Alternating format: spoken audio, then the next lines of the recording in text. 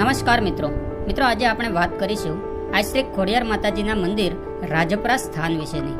મિત્રો, આ ખોડિયાર મંદિર ગુજરાત રાજ્યના ભાવનગર જિલ્લાના સિંહોર તાલુકાના રાજપરા ગામે આવેલું છે, જે ભાવનગરથી 15 કિલોમીટર તથા સિંહોરથી 4 કિલોમીટરના અંતરે ભાવનગર રાજકોટ હાઈવે ઉપર આ ખોડિયાર માતાજીનું મંદિર આવેલું છે। આ મંદિરની સામે જ પાણીનો ધરો આવેલો છે, જે તાતણીયા ધરા તરીકે પ્રખ્યાત છે, જેથી આ મંદિર તાતણીયા ધરાવાળા ખોડિયાર અથવા તો રાજપરાવાળા ખોડિયાર તરીકે ભારતભરમાં પ્રખ્યાત છે। આ મંદિરની ચારે તરફ કુદરતી સૌંદર્યથી ઘેરાયેલું એક રમણીય ધાર્મિક સ્થળ ગણાય છે। મિત્રો, ખોડિયાર માતાજીની કથા જોઈએ તો ખોડિયાર માતાજી હિન્દુ ધર્મના એક દેવી છે। ખોડિયાર માતાજી ચારણ કન્યા હતા। તેમના પિતાનું નામ મામડિયા અને માતાનું નામ દેવળાબા હતું। તેઓને કુલ 7 બહેનો હતા અને એક ભાઈ હતો।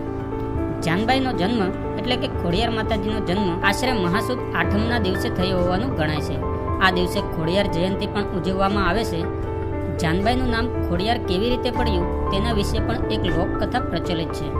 એક વખત મામડિયા ચારણના સૌથી નાના સંતાન એવા મેરખિયાને ખૂબ જ ઝેરી ગણાય તેવા સાપે ડંખ ભર્યો। તેની જાણ મળતાની સાથે જ તેના માતા પિતા અને 7 બહેનો ગભરાઈ ગયા અને ઝેર કેવી રીતે ઉતારવું તેનો કોઈ ઉપાય શોધવા લાગ્યા।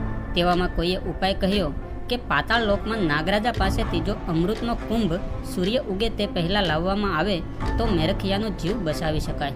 આ વાત સાંભળી અને સૌથી નાના બહેન જાનબાએ પાતાળમાંથી કુંભ લેવા માટે ગયા, પરંતુ જ્યારે તેઓ કુંભ લઈને બહાર આવતા હતા ત્યારે તેમના પગમાં ઠેસ વાગી અને તેમને ચાલવામાં બહુ તકલીફ થવા માંડી।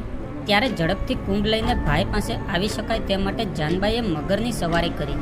જ્યારે તેઓ કુંભ લઈને આવ્યા ત્યારે તે ખોડાતા આવતા હતા, તેથી તેમનું નામ ખોડિયાર પડ્યું અને મગર તેમનું વાહન બન્યું।